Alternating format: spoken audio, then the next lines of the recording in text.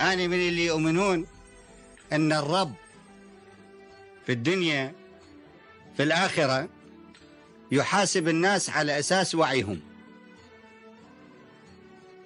أفهم هيك جوهر الدين، وأفهم اللي وعيه ومسؤوليته أكبر يحاسبه أكثر من اللي وعيه أبسط ومسؤوليته أقل.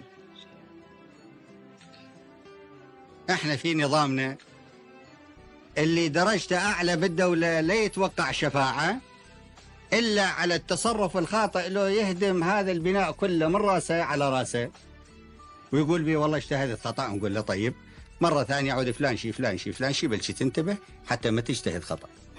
والتصرف الخاطئ من قبلي الله لا يرحمكم كلكم إذا ما تحاسبوني عليه أشد مما تحاسبون على تصرف مماثل يرتكبه الرفيق عزة إبراهيم نائب رئيس مجلس قيادة الثورة، أو طه الجزراوي النائب الأول لرئيس الوزراء، أو طه محدين نائب رئيس الجمهورية. هذه هي قاعدة العدالة كما نراها في الدولة العراقية.